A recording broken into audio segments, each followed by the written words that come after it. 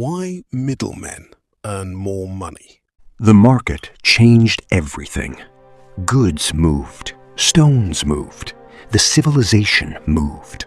For the first time in their history, a monkey who worked hard could actually prove it, not just to himself, but to the entire city. And it felt incredible. But here is something nobody tells you about solutions. Every solution in history has a hidden cost. A cost that doesn't show itself immediately. A cost that waits quietly while everybody is busy celebrating. A cost that only reveals itself once it is already too late to stop. The market was no different. While the monkeys celebrated what they had built, something was already shifting beneath their feet. Something none of them saw coming. The fruit gatherer had not rested since the market opened. He woke before the sun, climbed before the heat came, filled his baskets until his shoulders burned and his hands bled from the bark. He arrived every morning believing that if he just kept climbing, kept carrying, the stones would follow. They did, just not fast enough. At the end of each day, he counted what he earned, subtracted what he spent to survive. What remained was small, a number that did not match the weight he had carried. He was not failing. He just wasn't seeing everything. Because across the market, something quiet was happening. Something that did not look like work. Something collecting stones at a speed his bleeding hands could never match. There was a monkey who carried nothing. Every morning he arrived empty-handed. No fruit, no timber, no medicine. He had built nothing, grown nothing, hunted nothing, and yet he moved through the market like a monkey who owned it, calm, focused, reading every stall the way a hunter reads the ground before a chase. He had noticed something the producers were too tired to see. The fruit gatherer arrived from the north every morning. The monkey who needed fruit lived in the south. They had never met. The fruit sat unsold for hours, both losing, not because the fruit wasn't there, but because the distance between them had never been crossed. The merchant crossed it. 8 stones changed hands. He walked south, found the buyer. 11 stones came back. 3 stones for a walk across the market, for knowing something the fruit gatherer did not, for a few minutes of movement while the gatherer had bled since before sunrise. The fruit gatherer never saw those 3 stones. He was already back in the trees. But here is what he never knew. Before the merchant came, he spent half of every morning searching for buyers, walking heavy baskets from stall to stall, arriving too late, his fruit spoiling on the days the search took too long. After the merchant came, he never searched again. He climbed, he filled, he handed everything over and went back to the trees. He produced more. He earned more. Not as much as the merchant, but more than before. The merchant's work had no shape you could hold in your hands, no bark marks, no bleeding. But the civilization was moving faster because of him, and the civilization paid for speed. One merchant became many. They spread like roots beneath the market, invisible, essential, impossible to remove. They connected villages that had never traded, moved timber south, carried medicine to places where sickness had no answer. Every connection made them more valuable. Every connection made them harder to replace.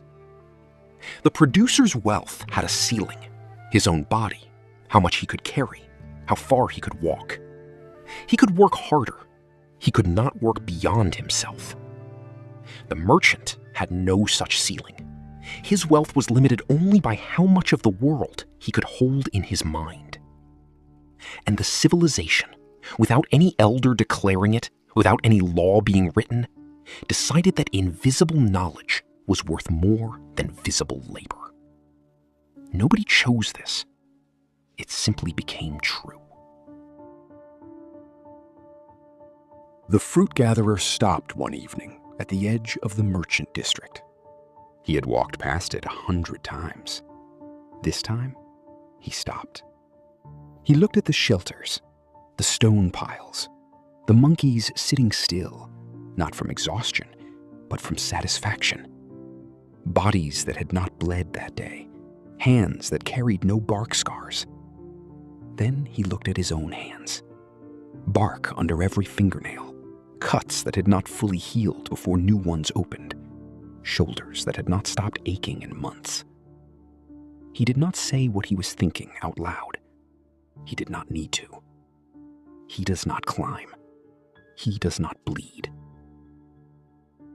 He stood there for a long time. And here is the thing. The merchant had not stolen from him. Not a single stone. Every deal had been agreed to. Every transaction had been fair. Nobody had forced the fruit gatherer into anything.